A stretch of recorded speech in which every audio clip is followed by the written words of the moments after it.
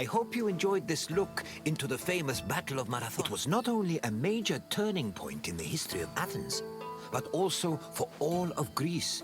Its repercussions would be felt for many years to come. Is there anything else you'd like to do? Very well. Follow me closely, traveler.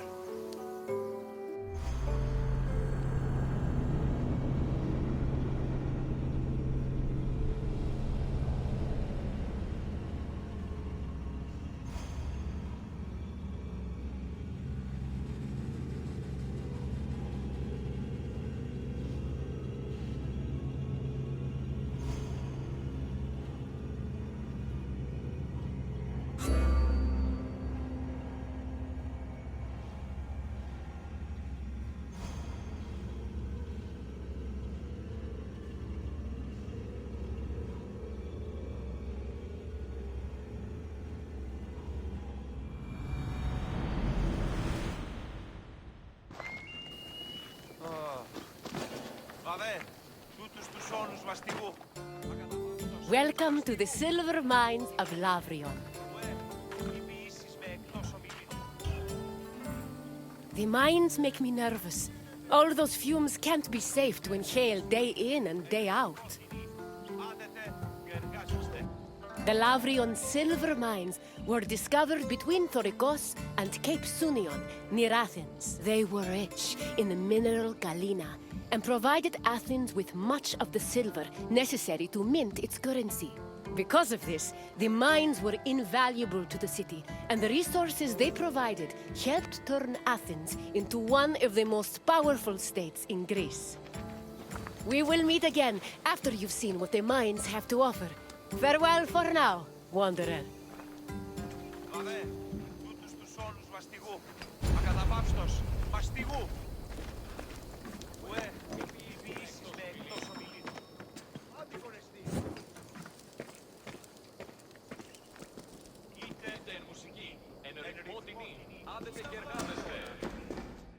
Silver mines were extremely rare in ancient Greece, which only increased their importance. Athens started exploiting the Lavrian silver mines at the end of the 6th century BCE and used its metal to produce its currency. Production at the mines exploded around 485 BCE when an especially rich vein was discovered. The mine's abundant silver made Athens one of the wealthiest cities in Greece. They also provided the resources necessary to build a fleet large enough to defeat the Persians at the Battle of Salamis. In short, the Lavrian mines played an integral part in the emergence of Athens as a Greek superpower.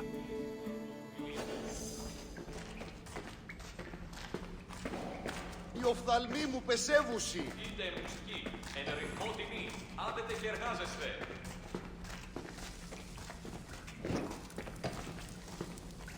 Ουκούρ γρηγορείτε πέδες. Exploiting the mine's resources required a lot of labor. To meet this requirement and save on cost, Athens leased out mining concessions to its citizens, who had their slaves to do most of the work, alongside poor day laborers. In the 5th century BCE alone, there were anywhere from 10,000 to 30,000 people toiling in the mines of Lavrion. Together, the workers managed to produce an estimated 20 tons of silver per year. Ακαταπαύστος μαστιγού. Ουε, μη ποιήσεις με εκτός ομιλήν.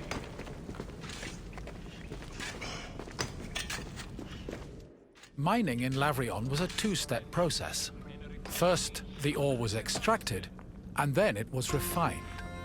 It took about 16 kilograms of raw ore to produce a single pure silver drachma of about 4 grams. Recovered artifacts from the mines provide some insight into the specifics of the mining process. Galleries were dug to follow the veins of ore. They were small and did not offer much space for the workers. They were also hand-cut, and it's believed that it took whole days to dig only a few centimeters. Once the galleries finally reached the veins, the ore was extracted and then crushed on mortar stone to prepare it for washing. εκτός ομιλήν. Άδικον εστί. Είτε εν μουσική, εν ρυθμό τιμή, άδετε και εργάζεστε.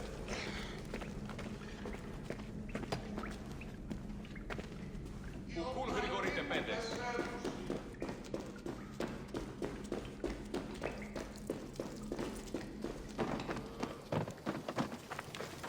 Μάλλον το εμαυτό λέγω, φε. Μάλλον αυτό φυτίστηλη, λέγον εμαυτό.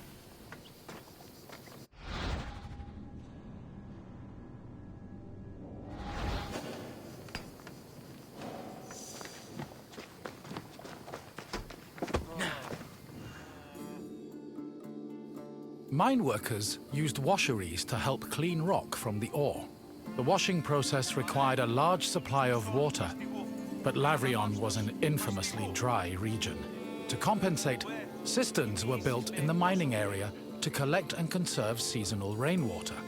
Once enough water had accumulated, workers poured it into wooden troughs containing rock and ore. The water's flow separated the lighter grains of rock from the heavier ore, which was caught in depressions at the bottom of the trough.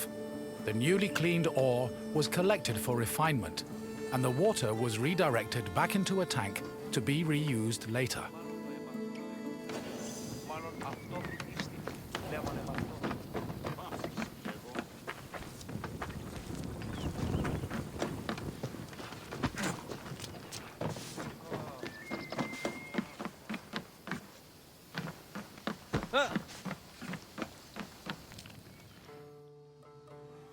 Once the ore was clean and dry, it was ready for smelting.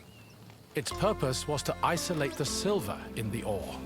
To do this, the ore was placed in a conical furnace filled with combustible charcoal. Bellows pumped air into the furnace to control the temperature. Inside, the ore burned, emitting a toxic smoke that was evacuated through a chimney. Eventually, the silver alloy was separated from the slag and collected for the last step in the refinement process, cupellation. Cupellation removed any leftover lead from the silver. The smelted alloy was placed in a cupel, an absorbent bowl made of bone ashes. It was then put in a furnace, where it absorbed the lead and left only silver behind.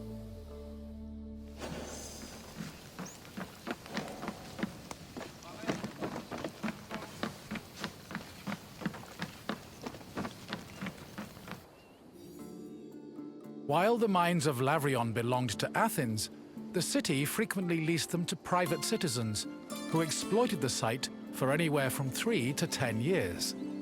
These citizens enlisted slaves and poor day laborers to carry out most of the work. The workers had a very low life expectancy, about 3 to 5 years, due to the hazardous working conditions. The dangers they faced included toxic lead vapor in the air and lung-choking dust in the galleries. However, they were fed well enough to keep up their work, and their combined labor managed to produce an estimated 20 tons of silver a year.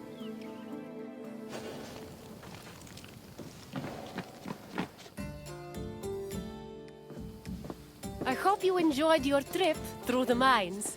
We talk so much of Athens' glory, but we often forget the city's power was due to tremendous amounts of work. Work that often had a great human cost. What else would you like to do? Excellent! Let's begin.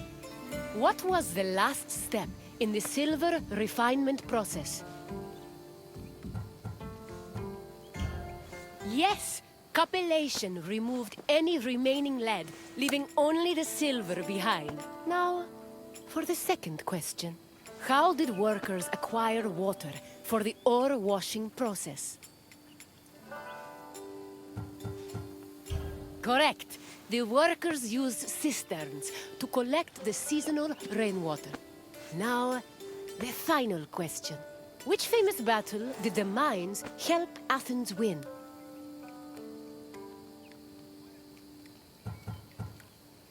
Correct. The Athenians used silver from the mines to finance a massive fleet for the Battle of Salamis.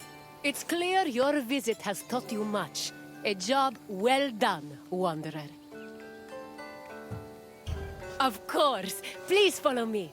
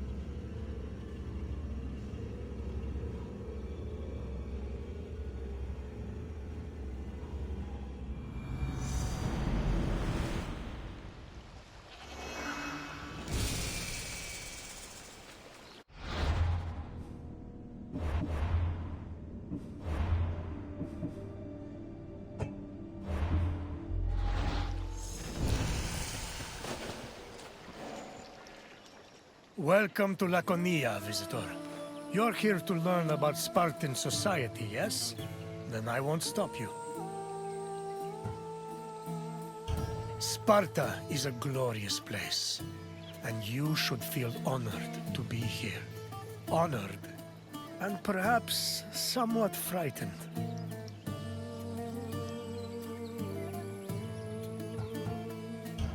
Sparta had a unique hierarchy. Especially compared to the rest of Greece. Everyone had their place, and you will soon learn what those places were. I will find you again once your visit has ended. Until then, visitor.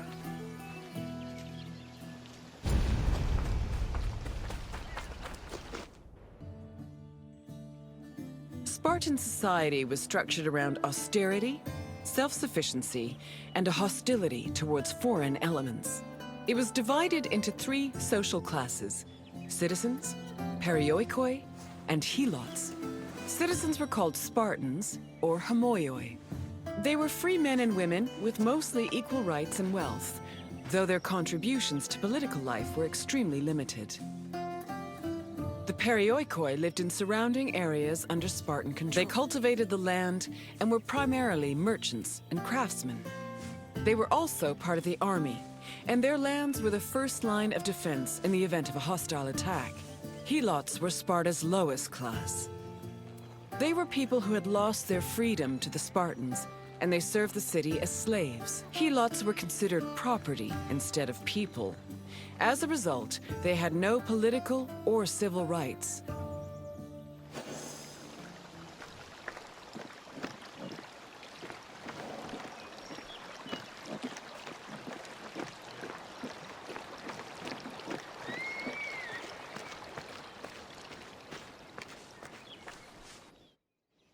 Helots made up the majority of Sparta's population. According to Polydeuces, they lingered between slavery and freedom. 2 elements made Helots differ from other slaves. They were allowed to form their own families, and they were publicly owned by the city of Sparta instead of private citizens.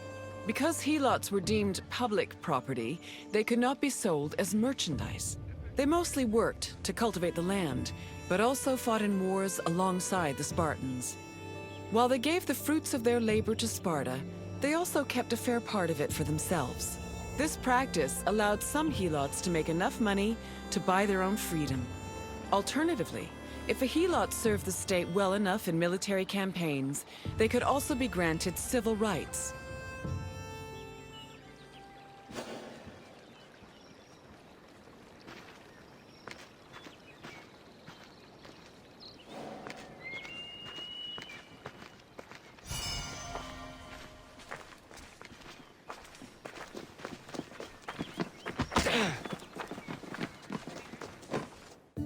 The founding of Sparta is dated around the 9th century BCE.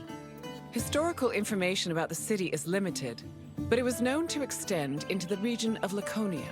Over time, Sparta started encroaching on the territory of Messenia, eventually leading to war. Sparta gained more land in this conflict, which they divided between their citizens and the perioikoi. The aftermath of the Second Messenian War, from 640 to 620 BCE, then divided the population into three groups: the Homoioi, the Perioikoi, and the Helots. The Helots of Laconia mostly respected Sparta's rule and did not cause much trouble. However, Helots from Messenia supposedly resisted the Spartans, although sources can only confirm one revolt for certain, which occurred in Messenia in 464 BCE.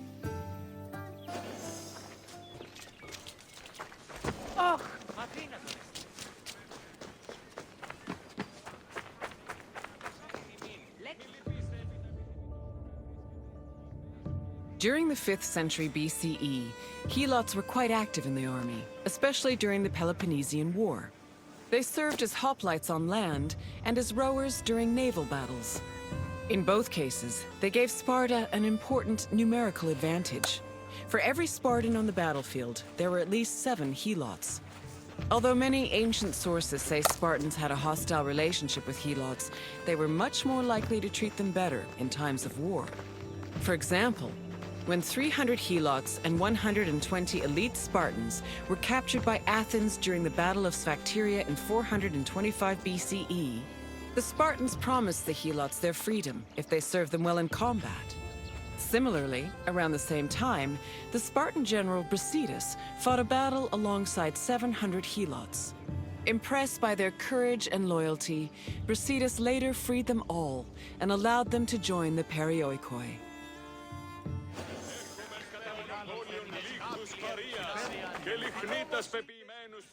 Perioikoi were another group of Sparta's population. They lived not in the city itself, but in its surrounding areas. The Perioikoi were never hostile against the Spartans. In fact, both groups together were known by the collective name Lacedaemonians. Perioikic cities had their own autonomy and sanctuaries, but they were always bound to Sparta. They were allowed to develop their own local laws and economies, but could never reach a level of prosperity that rivaled their parent state. Ίσως και την Αιγυπτιακή.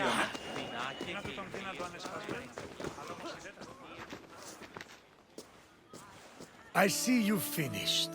I hope you have a better appreciation. Nothing we do is without reason, and every man, woman, and child has a role to play. What would you like to do? Is that so? Then let us begin. During which battle were Helots promised their freedom?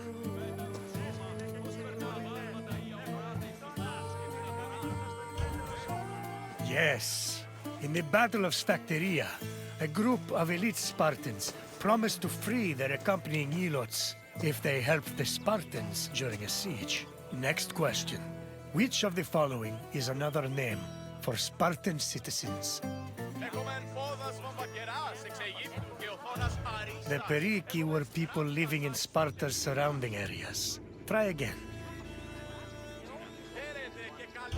Spartan citizens were also called Oni, which meant equals. One final question. Which Spartan general freed 700 Helots? Correct. Brasidas freed 700 Helots as a reward for their exemplary military service. You passed. I'm impressed. Of course. Follow me.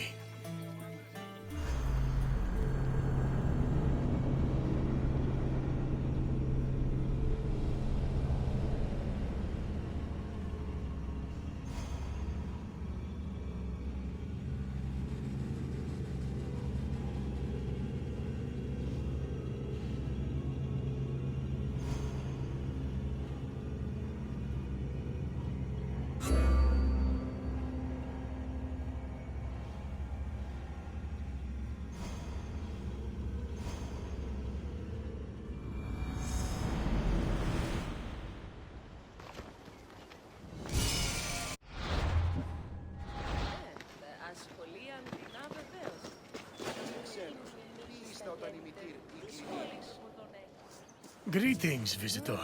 You stand in Sparta's political center, where all of the city's most important decisions were made.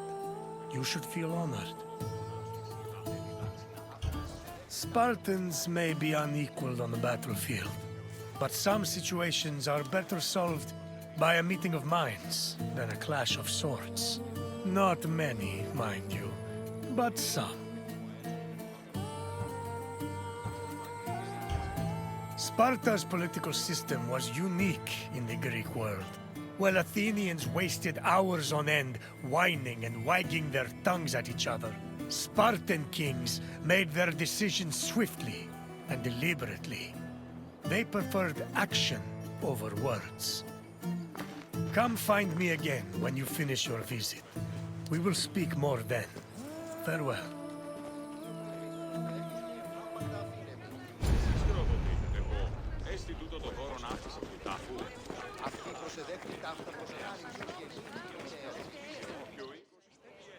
Sparta's political system differed from most of... One of its most distinctive features was that it was ruled by two kings. These kings belonged to two separate dynasties, the Eurypontids and the Aegeads, both of which were said to be descended from Heracles. Both kings shared equal powers, and disputes between them required the intervention of special magistrates known as ephors. However, if one of the kings were more charismatic or experienced, they could influence the weaker king's choices.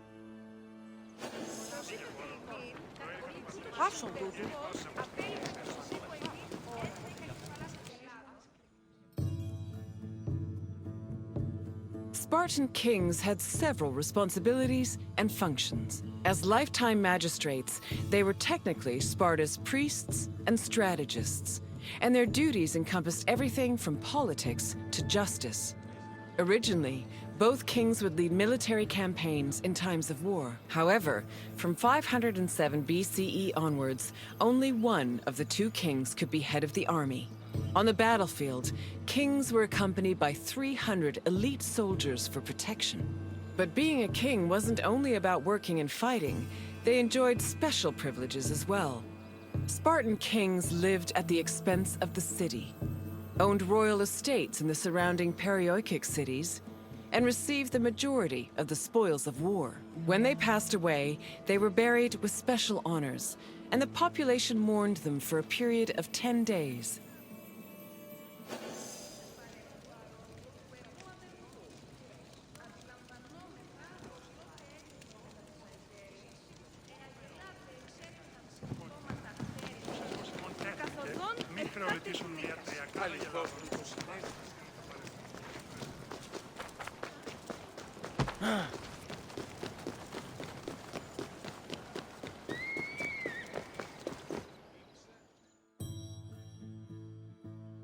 The kings of Sparta enjoyed many important religious honors. They were in charge of sacrifices, both during military campaigns and at home.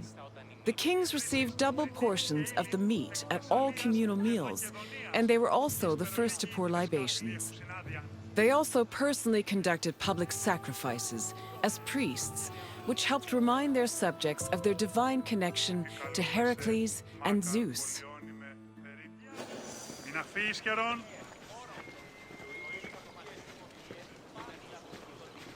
Το ηχθιοπολίον εστί ημέτερον, αντακαίων τάραχος και λευκόχαρος τις τραγωδίες, προαιρούνται του οίκους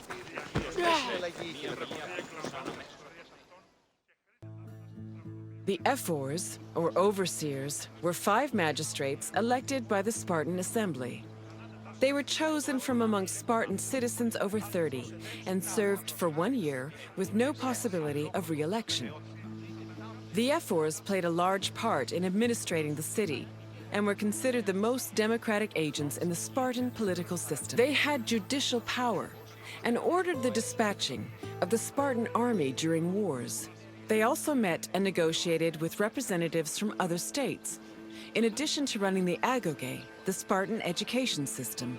While not as powerful as the two kings, the ephors still held great sway over Sparta's affairs.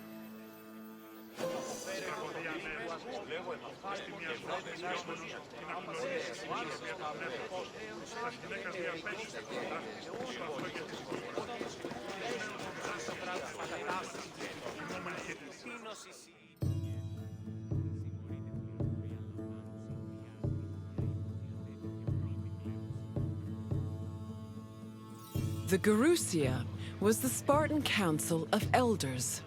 It was made up of the 2 current kings, as well as 28 elders called Gerontes. They were Spartan citizens over the age of 60, the cutoff age for military duty. They were elected for life by the Spartan Assembly. The Gerousia, similar to Athens' Boulé, handled legislative and financial matters. It could submit bills and motions to the Assembly, and could also cancel Assembly decisions with the power of veto. To ensure that the right of veto did not weaken the Assembly, ephors were introduced to keep the Gerousia in check and maintain a steady balance of power. This allowed Sparta to include more just elements in its political system.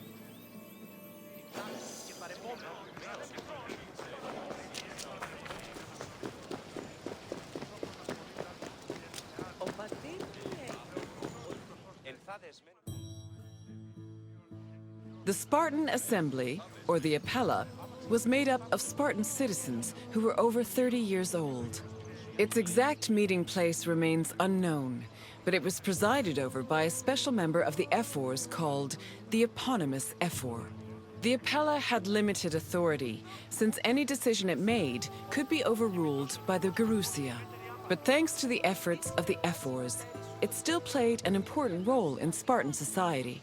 The Apella dealt with topics like foreign affairs, war declarations, peace negotiations, and more. They also elected ephors and Gerousia members, and could both grant political rights to foreigners and remove them from Spartan citizens. Unlike the myriad sources on the functions of the Athenian Assembly, the exact details of the Apella's decision-making process are unknown.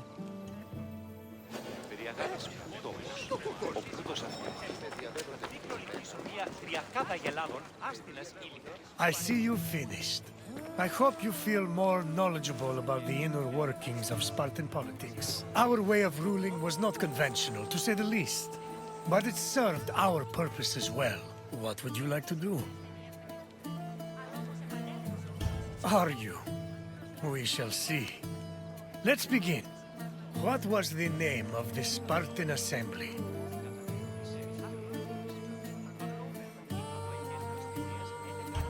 Correct. The Spartan Assembly was known as the Apella. Question 2. How many members did the Gerousia have?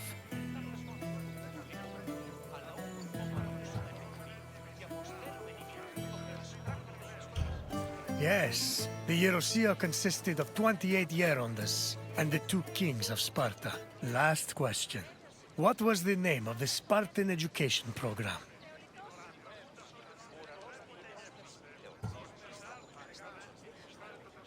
Correct. Our rigorous education program was called the Agogi, and it was overseen by the Air Force. You've done well, Visitor. Very well. As you wish. Come with me.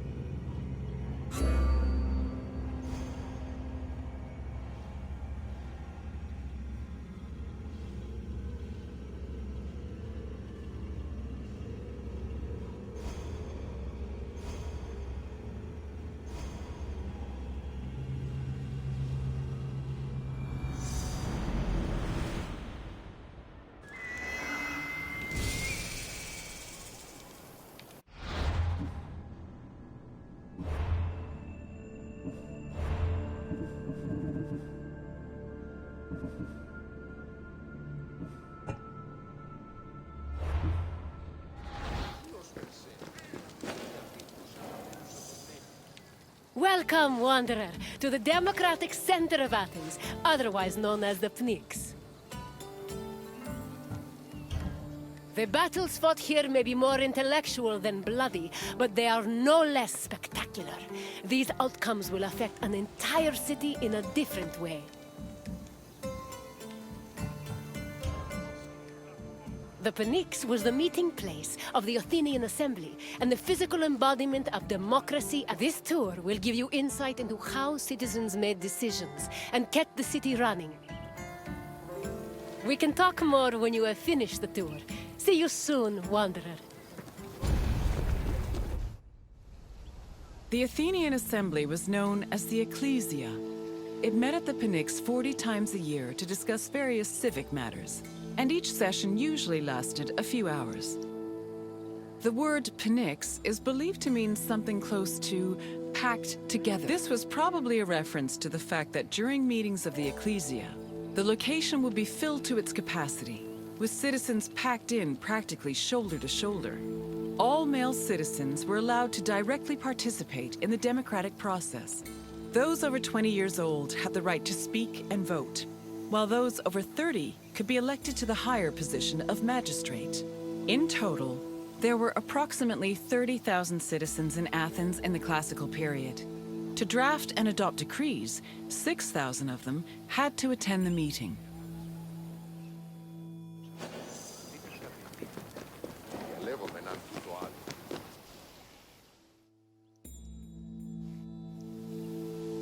Citizens came from all over Attica's 10 districts to attend the meetings of the Ecclesia. The meeting was presided over by an executive council called the Prytanes.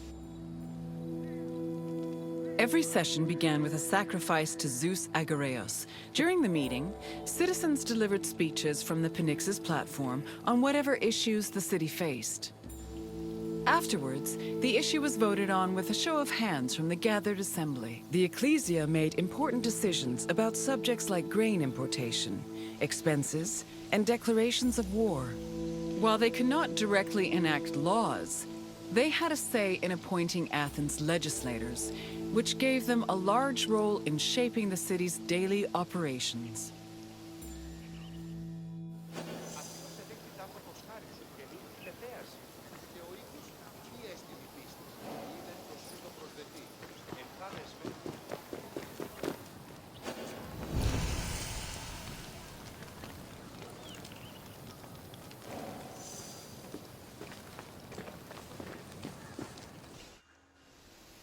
While some citizens only participated in the sessions of the Ecclesia, others could become more involved in democracy as magistrates. Magistrates were elected from among Athenian citizens over 30. They were often successful orators and charismatic politicians, and they held much more sway over important decisions than the average citizen. One of the most famous magistrates was Pericles, who was so popular, he held his position for 15 years.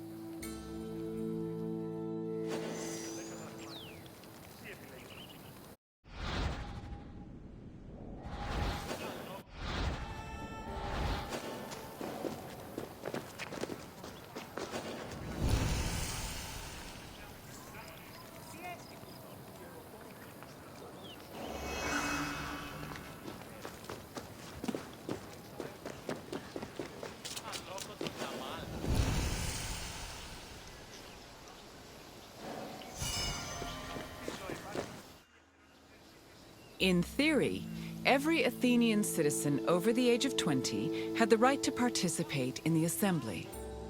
However, some of them lived far from the city, and others could not financially afford to miss a day of work to attend meetings. For these reasons, the city introduced a special allowance called a misthos ecclesiastikos in the 4th century BCE, meant to encourage participation. Originally, it was 2 obols, but the politician Cleon raised it to 3.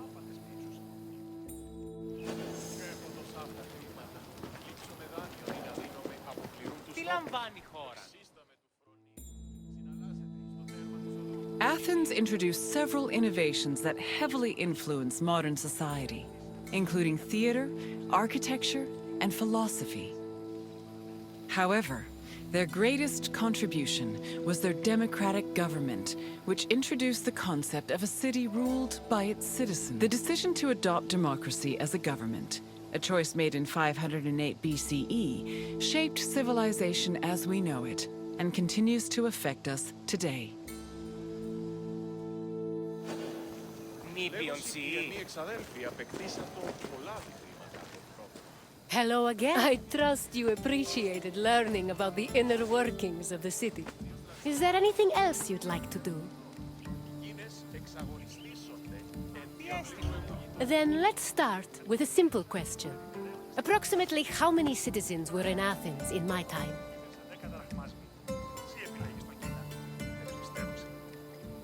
Yes, there were approximately 30,000 citizens in Athens, although the population as a whole was much larger. On to the second question. Who of the following was a famous Athenian magistrate? Yes, Pericles was an extremely popular magistrate who managed to keep his position for 15 years. Only one question left. What does the word Pnyx mean? Correct. The Pnyx was usually crowded with citizens attending meetings of the Ecclesia. You know enough about democracy to be a politician yourself. Well done, Wanderer. Very well.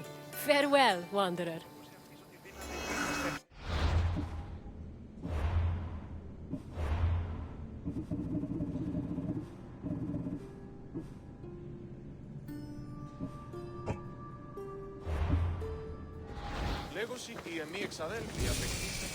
Hello again, Wanderer. I trust you appreciated learning about the inner workings of the city. Is there anything else you'd like to do? It would be my pleasure to take you to your next destination. Follow me.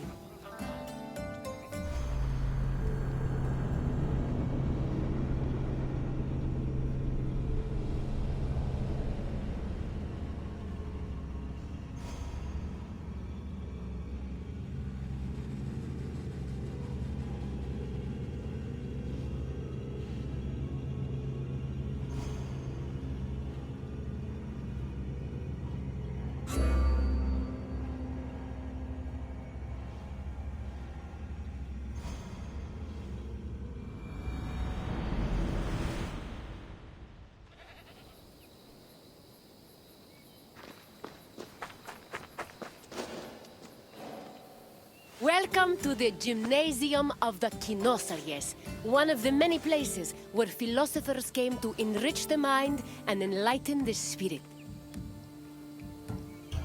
There is no better setting for learning than in a quiet place far away from the commotion of the city.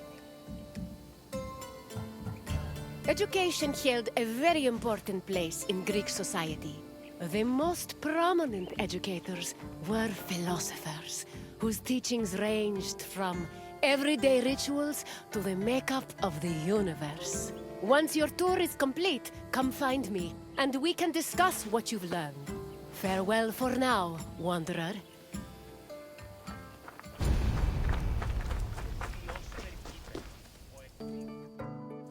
Philosophy comes from the Greek word philosophia, or love of wisdom. This concept was in direct contrast with philochromatia, love of money, and philotimia, love of honor. As of the second half of the 5th century BCE, Athens was known as Greece's capital of philosophy. Due to the rise of democracy, there was an increasing need for education beyond the basic subjects of elementary school. Athenian citizens needed to be able to participate in various functions of the democratic state, such as being elected for office, proposing new laws, engaging in military decisions, or simply defending their rights.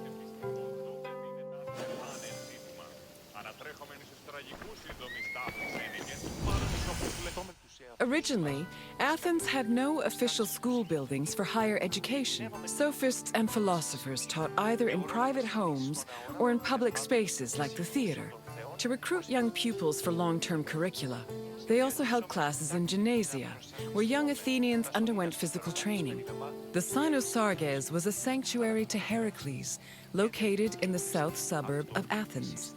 At the beginning of the 4th century BCE, Antisthenes used this sanctuary as a teaching spot for his school of philosophy, the aptly named Cynicism.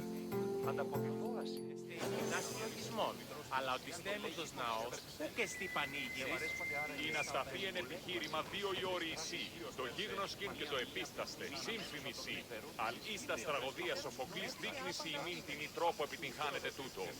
εν μόνον πράγμα τελεί. Η μεταλόγου εξήγηση των πουλήσεων ζητήματος τεινός και αναπόδραστες εκβάσεις έτεινες λιπτέ τη θέμητη. Η τραγωδία κινείται μεταξύ 3 βαθμίδων. Any free citizen was allowed to involve themselves in the Athenian democratic process. However, to truly influence the flow of politics, their speech and rhetoric skills had to be impeccable. As a result, many sophists taught subjects like logic, reason, and eloquence. These were meant to help students achieve arete, or excellence. But this specific concept of excellence was often challenged, especially by other philosophers. For example, Plato, Socrates, and Isocrates preferred a more moral approach and argued that rhetoric should be used as a means to serve the greater good. Socrates and Plato went even further, declaring that philosophy and wisdom were not only useful tools, but also ethical virtues. Η τραγωδία κινείται μεταξύ 3 βαθμίδων. Δύσιν εκτιμήσε δεόντως το απροσδόκητον του πελάτου και τεθεμελιώστε τα δεδομένα και μετά. Μετά τι παριστάνε το άλγος αυτόν. Τι αλλού ευρίσκεται η γνώσης ή μη πάρεξ ότι ο εκέφρον ούκ επενεργεί επικλαθμών και οδυρμών αλλά επί των δεδομένων. Ο νους εστί ως περχύπεν, ο ευθύντης, εκεί εσύ ως περεπλευρέ του κυπέλου, έτεινες διδόαση ευμετάβολον σχήμα. Κλαθμοί και οδυρμοί προκαλούσιν εις αρμονία. Ancient Greek philosophy was multidisciplinary in nature. In addition to wisdom and logic, philosophers also studied and taught math, geometry, music theory, and even medicine. For example, the philosopher Prodicus wrote a treatise called On Human Nature, where he outlined various explanations on human physiology. Philosophy's influence was also great enough to affect medicine. Hippocratic physicians were known to incorporate philosophical ideas into their work, and the treatise On Airs seems to be influenced by pre-Socratic theories on air being the first principle of the universe. Η να σταθεί εν επιχείρημα 2 η ώρη ισή, το γίγνοσκην και το επίσταστε, σύμφημισή. The famed philosopher Socrates had an ambiguous relationship with sophists. In Plato's dialogues, Socrates is portrayed as being in constant opposition with the famous sophists of his time. Aristophanes' comedy, The Clouds, meanwhile, depicts Socrates as a sophist himself, constantly demanding payment for his teachings. Socrates was in fact very poor and made no money off his teachings. He also differed from the sophists in that while they only taught aristocratic youths, Socrates taught everyone, regardless of station. Unfortunately, his controversial ideas and practices did not sit well with the city of Athens, and he was eventually tried for impiety. Οι εμείς εξαδέλφοι αποκτήσατε πολλά τη χρήματα των πρώτερων μήνων. Ο αυτής πατήρεται εθνίκη, οίκους αγώνα γιγνώμενη τίμερα. 2 στρατιώτε αφήκοντο μετά το σκοτέρων κοινών. Εκείνες εξαγωνιστήσονται εν τη αυλή του εμού γείτονος. Κατενεχείρασα τη των περιδερέων της θυγατρός μου, ως τενινή ημί χρηματίας. Κύβευσε 10 δραχμάς μου. Εσύ επιλέγεις τον γύνα. Επιπιστεύω. Πού έχω τόσα αυτά χρήματα. Λείψω με δάνειον την αδύναμα που πληρούν τους τόκους. Εξίσταμε του φρονίμου. Συναλλάσσεται στο τέρμα της οδού. Μη εστίο γείτονο. Άρα τι ο βολοστάτε. Το πούσι αυτής είναι τραπεζίτας. Το πούσι αυτής ότι δίνανται γίγνεστε αξιοπρεπείς. Δι παραμένει εις λιμένας και αγοράς. Όθεν μόνο μου δίνανται ευρίσκην τούτους. Λέγωση, οι εμείς εξαδέλφοι αποκτήσατε πολλά τη χρήματα των πρώτερων μήνων. Ο αυτής πατήρεται εθνίκη, οίκους αγώνα γιγνώμενων τίμερων. 2 στρατιώτε αφήκοντο μετά το σκοτέρων κοινών. Εκείνες Ο χρόνος ψευδόμενος. Philosophy was not only a collection of ideas, but a way of life. According to philosopher Pierre Hadot, his ancient counterparts had a daily regime of spiritual exercises to combat their passions, doubts, and illusory beliefs. These exercises included meditation on death, contemplation of nature, or speaking with a friend or mentor. Philosophers also followed specific dress codes and diets. They were also part of a community of masters and students. These communities were created and strengthened in schools. Plato founded such a school in the early 4th century BCE, when he purchased a property in a grove just outside of Athens. The school was designed to groom students into philosopher citizens who could eventually rule the city in a measured and fair manner. It followed its own rules and was open to both male and female disciples.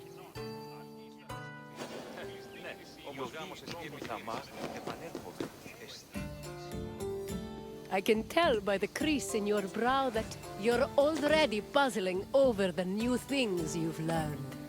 Don't be embarrassed. Even the wisest among us need to ask questions before they search for answers. Is there anything else you'd like to do? You wish to test your wisdom? Very well. Let's see how you compare to the great philosophers. The first question is an easy one.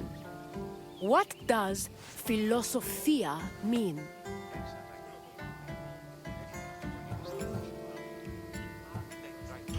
Logic was a large part of philosophical teachings, but the word philosophia did not refer to it directly. Keep trying. Correct. Philosophia referred to the love of wisdom. Time for the next question. The Kynosarges was a sanctuary dedicated to which Greek hero?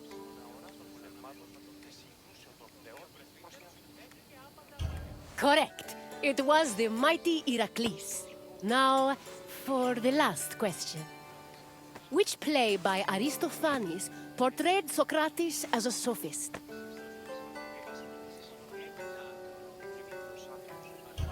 Yes, The Clouds was a comedy that portrayed the famous philosopher as a greedy sophist. Plato even believed that this caricature contributed to his mentor's eventual trial and execution. Well done, Wanderer. Even Socrates would be impressed by the depths of your wisdom. Very well, I'll take you there. Follow me.